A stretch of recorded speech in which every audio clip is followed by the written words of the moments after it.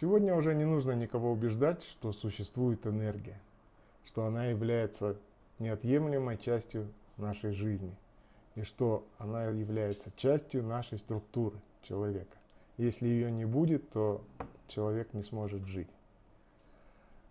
Уже на протяжении 3000 лет в Китае изучали эту область и очень далеко в этом продвинулись. И сейчас все эти школы, образовавшиеся направления, течения, учения, философии, все объединены в одно большое понятие, которое называется цигун. Ци – это энергия, гун – это работа на высоком уровне. Соответственно, цигун – это работа с энергиями на очень высоком уровне. Цигун рассматривает следующую концепцию энергетического устройства человека. Существует энергия, которая приходит к нам в тот момент, когда мы всего лишь навсего одна оплодотворенная клетка. И потом эта энергия тратится на то, чтобы был процесс деления клеток. И в результате мы за 9 месяцев превращаемся из одной клетки в большого человечка. Потом до 25 лет мы очень активно растем, а потом до конца нашей жизни эта энергия тратится уже не так бурно, чтобы поддерживать нашу жизнедеятельность. Когда эта энергия заканчивается, заканчивается жизнь. И есть еще второй тип энергии, то, что называют постнатальной. Это энергия, которую мы получаем в процессе нашей жизни после рождения.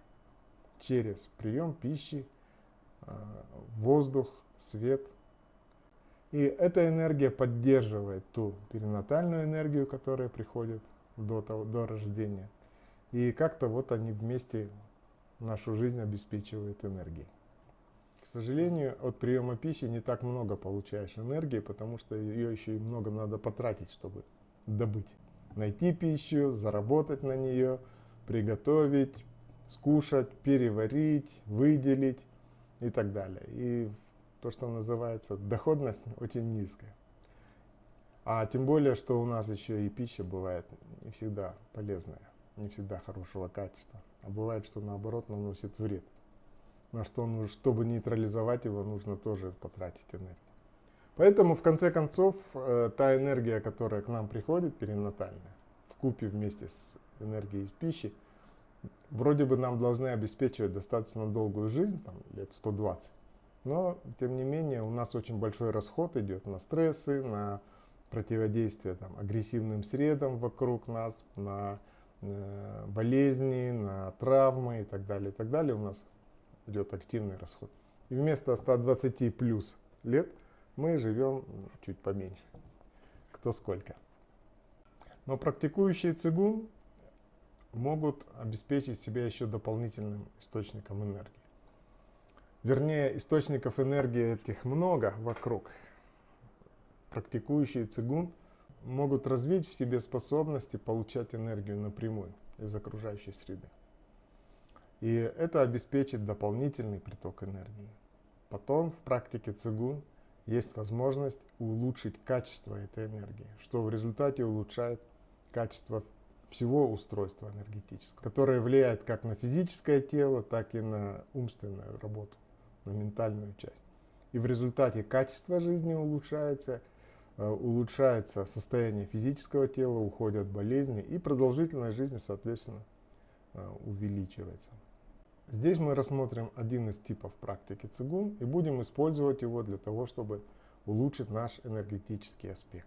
Приступая к практике цигун, нужно учитывать один важный момент и потом его использовать. Это даст возможность прохождения практики намного интенсивнее, и результат будет быстрее и выше. Мы в большинстве своем воспринимаем весь окружающий мир как физический мир, как мир плотных тел. И поэтому мы, занимаясь, думаем, что мы примем сейчас какие-то физические формы или будем делать какие-то физические упражнения нашим телом. И в результате как-то там что-то произойдет с нашими энергиями. Что-то улучшится, что-то наберется и преобразуется. Но это напоминает, если бы кто-то захотел научиться плавать, и вместо того, чтобы нырнуть в бассейн, в среду, в которой нужно плавать, он бы ходил рядом с этим бассейном и читал книжку о том, как плавать.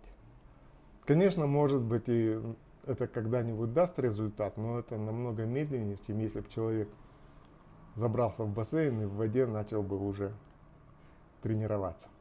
Поэтому каждый раз, приступая к практике, нужно осознавать, что мы занимаемся в энергетическом аспекте, со своим энергетическим телом. И вокруг мы работаем с энергиями. И свою точку зрения и свое восприятие нужно перемещать в этот аспект. На что это похоже? Если человек увлечен каким-нибудь фильмом, например, или книгой, он в этот момент не осознает и не ощущает и не принимает во внимание свое тело. Он полностью погружен в процесс происходящий там. И можно сказать, что в этот момент он не осознает свое тело и не осознает реальную картину физического мира, которая вокруг него находится. Он где-то там. Так и здесь нужно переместиться, осознать себя, почувствовать. И тело, понимание тела, осознание физического мира уйдет немножко на задний план. И тогда эффективность практики повысится сильно. Это такой секрет. Самое первое, что нужно узнать, приступая к практике, это концепция дантяни. Дантяни – это области, которые находятся в энергетическом устройстве человека, где можно накопить энергию, где можно с ней работать. И из этой области уже распространять все свое влияние и изменения на весь энергетический конструкт. Есть три дантяня. Нижний, который находится в области, там, где у человека центр тяжести. Средний, на уровне сердца, чуть выше солнечного сплетения. И верхний, тот, который находится в середине головы. Эти дантяни внутри нашего энергетического тела и также совпадают с физическим телом. Переходим в практическую плоскость. Сначала нужно убедиться, что эта энергия, о которой мы говорили, что вся разлита вокруг, она существует и вообще в принципе существует. Мы ее сейчас пощупаем. Для этого нужно сделать следующее. Разогреть свои ладони до состояния горячей. Пальцы, всю кисть. Активизируем их. Расслабим, чтобы пальцы превратились в нечто подобие лапши. Все стало мягкое и активное. Теперь сформируйте из окружающего пространства нечто вроде шара, которое поместите у себя между рук. Просто закройте глаза и представьте себе, что у вас шар между ладонями. И этот шар сжимаем, порастягиваем, покрутим, поиграем с ним. Давайте, закрываем глаза и смотрим. И наблюдаем ощущения, которые возникают между ладонями и в ладонях, и вообще все, что вы чувствуете. Прямо.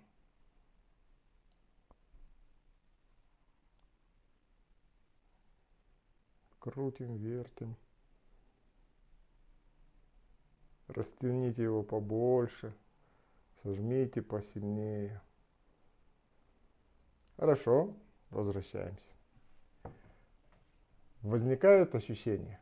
В этом случае может у кого-то и не возникнуть. Это все зависит от того, что чувствительность не очень высокая. Но у большинства получается. После того, как получилось, мы сделаем следующее. Из этого окружающего пространства формируем, как снежок, как мячик. Собрали его. И из этой руки кидаем в эту. И чувствуем ощущения, контролируем ощущения, которые возникают здесь. Обратную сторону, другой мячик. Сюда. Сюда. Здесь уже тоньше работа, и, может быть, у большего числа людей не будет сначала ощущений. Но это вопрос практики. со временем у всех, кто занимается цигун, очень легко все это получается. Если возникает и для того, чтобы исключить сомнения по поводу того, что это может быть воздух, который мы толкаем, поместим туда между рук голову свою и кинем. Но только нужно точно иметь намерение точное, что вы получаете здесь энергию, ловите этой рукой.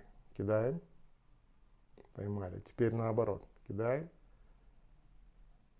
поймали.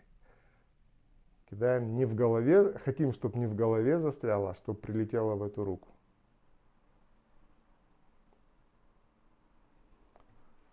Вот так. Это то, что называется окружающая энергия. Она такая сырая и является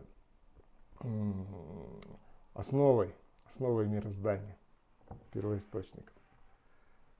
В том числе. Здесь много различных энергий, но вот скорее всего, что мы вот работаем с такой энергией, из которой можно сделать все. Теперь начнем заниматься цигун. В первую очередь нам нужно сформировать емкость, в которой мы будем хранить нашу энергию, накапливать, преобразовывать. И вообще это такой наш рабочий инструмент. В этом мире, в нашем, идеальная форма — это шар. Все стремится принять эту форму. И эта энергия в виде шара у нас будет храниться в той области, о которой мы говорили, которая называется Ся Дантянь, нижний Дантянь. Каким образом мы это сформируем? Точно так же, как вы только что сформировали вот эти мячики, которые кидали, с помощью своего ума. Сядьте правильно. Что значит правильно? Тело должно быть максимально вертикально. Тело и шея. Макушка должна смотреть вверх. Стопы должны стоять плотно на земле. Ноги не перекрещены никак. Это на самом деле очень удобная и комфортная поза. Вначале, может быть, она не покажется такой, но со временем становишься таким прямым. У нас имеются на ладонях, вернее в энергетических аспектах наших ладоней, точки Лаогун. Как их найти? Как только вы вот так свернете пальцы, ваши подушечки пальцев уткнутся в ту область, где в энергетических ладонях есть эта точка. И через них, через эти точки можно очень хорошо отдавать, получать энергию, информацию. И мы ими будем много заниматься и в дальнейшем очень подробно об этом говорить. Сейчас же нам нужно освоить такую позу. Одна точка Лаогун накрывает другую. У мужчин левая рука снизу, правая сверху. У женщин наоборот, правая снизу, левая сверху. Это связано с разницей в инь-янь направлениях у мужчин и у женщин. Кстати, даже пуговицы застегиваются по-разному. У мужчин в одну сторону, у женщин в другую. Это тоже отсюда. Пальцы превращаются в такой замок, большие пальцы.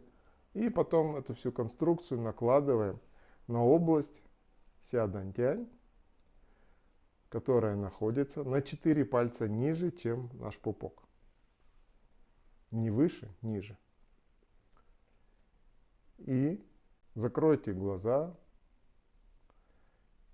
И точно так же, какие вы прикладывали усилия для того, чтобы сформировать тот шарик в руке, такие же усилия, или может чуть больше, приложите к тому, чтобы в середине вашего энергетического тела, совпадающее с физическим, в центре тяжести, образовался шар в области нижнего дантяня, Ся Дантяня.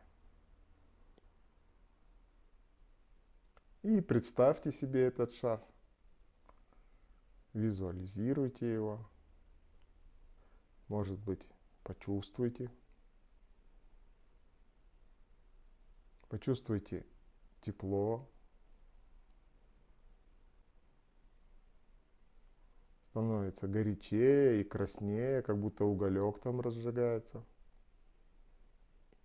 И становится размером с теннисный мячик для большого тенниса. И наблюдайте за ним.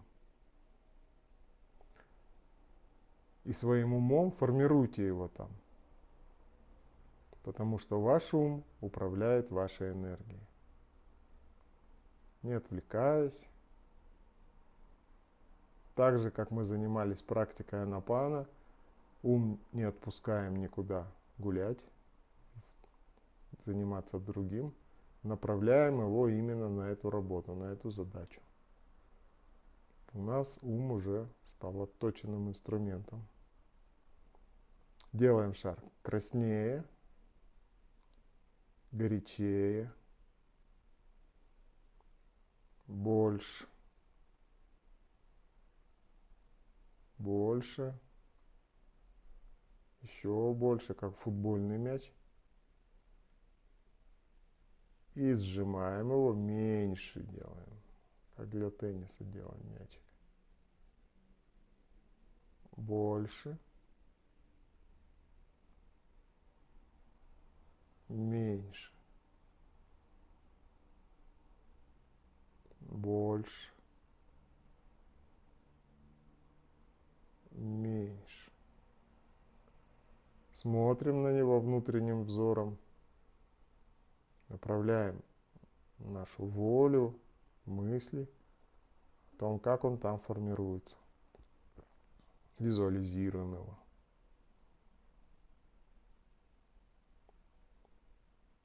И так продолжаем 20-30 минут. Самостоятельно.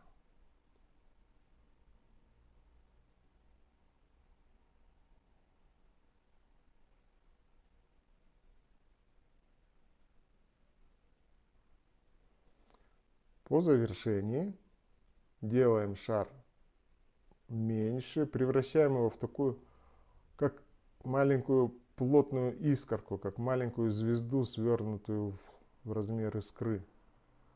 Делаем меньше шар, меньше, меньше. И теперь его храним там, в сядантяне. Для чего нужно делать меньше? Для того, чтобы удержать энергию, которую мы будем накапливать. Сейчас мы только сформировали этот шар. А когда мы будем набирать и накапливать, чтобы эта энергия, накопленная, когда мы ее будем там хранить, не рассеялась. Такое в повседневной нашей жизни. Свойство энергии рассеиваться. Если зарядить батарейку или аккумулятор и поставить ее надолго куда-то, то по истечению какого-то времени там заряд падает. Так и здесь. Поэтому нужно умом создать такие условия, чтобы она была плотная и не рассеивалась. Хорошо, у нас сформирован шар. Теперь мы будем с ним работать, наполнять, преобразовывать и использовать для наших практик.